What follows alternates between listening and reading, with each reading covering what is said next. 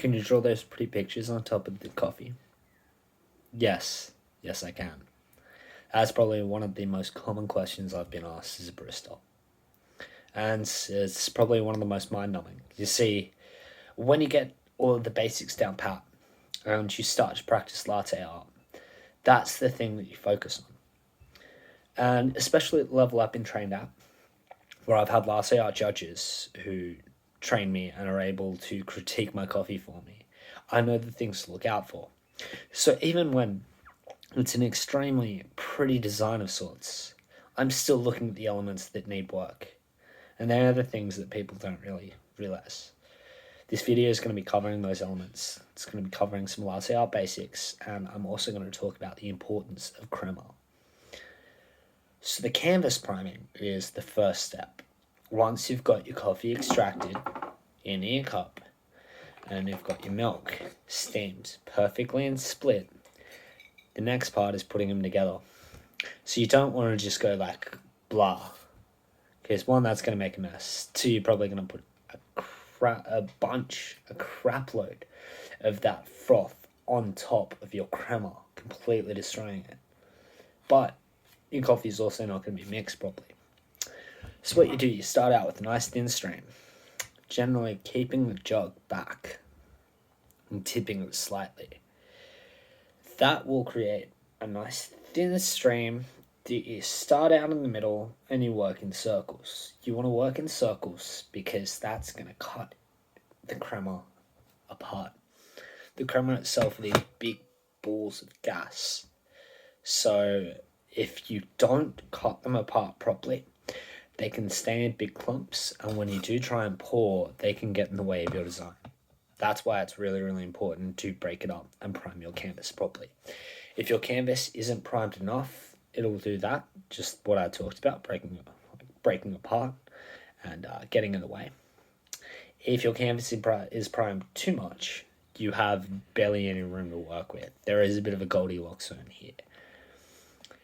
The two techniques that you work at as basics are tulips and rosettas.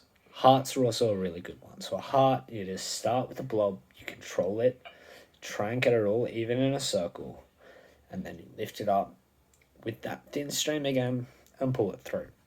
If your stream is down too much, you risk drawing as you pull through, which gives you a very chunky look. Not what you're after.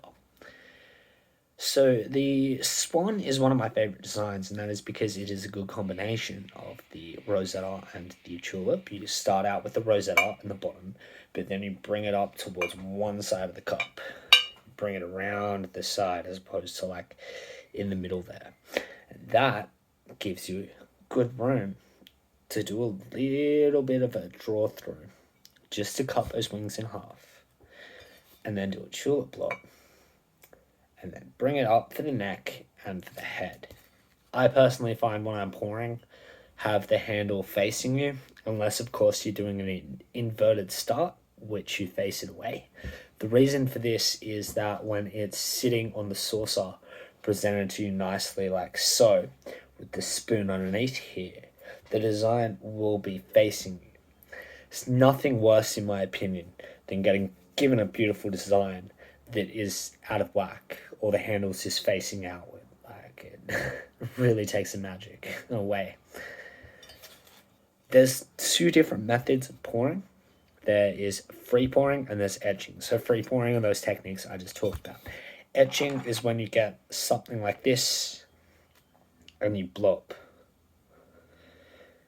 It's pretty cool. Like, you can do some cool stuff with it. But me personally, I like to stick to the free pour.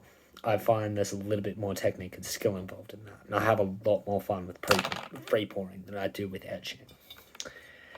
So the elements that they look for in a latte art comp are your design being in the center of the cup. If it's over too far in a particular way, you'll lose points. It should also be symmetrical, so this half of the design should be the same as that half of the design, which is why swans aren't really a good choice if you're going into a latte art comp. They're not even. You've got a rosetta on one side and you've got the head and the body on the other.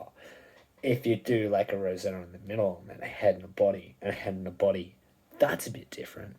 that is still symmetrical. However, normally you want a design that is again the same on one side as it is on the other. They also look for the right color. So if you've got little white blotches in your canvas, you'll lose points on that. If one part of your canvas is darker than another, you'll lose points. Thus, why priming the canvas is so important.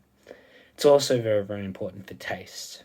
Your canvas was the crema of your coffee, and the crema is where all of the flavor and the aromas of those beans sit. So if you leave the coffee for too long, for instance with the long black, and you send it out to the table, it's not going to have those beautiful flavors that it would have had if you sent it out with crema. Keep this in mind and understand this is the reason why it's so important to prime your canvas properly. The other thing that they look for is the right froth level. So they'll get a spoon and they'll start pushing it up to see how the froth folds back, as well as how much froth is in there. That's at a latte art comp anyway. You might have a customer that does that, but if they do, they know what they're talking about. So these are the elements of pouring, how to pour perfection, and why crema is so important.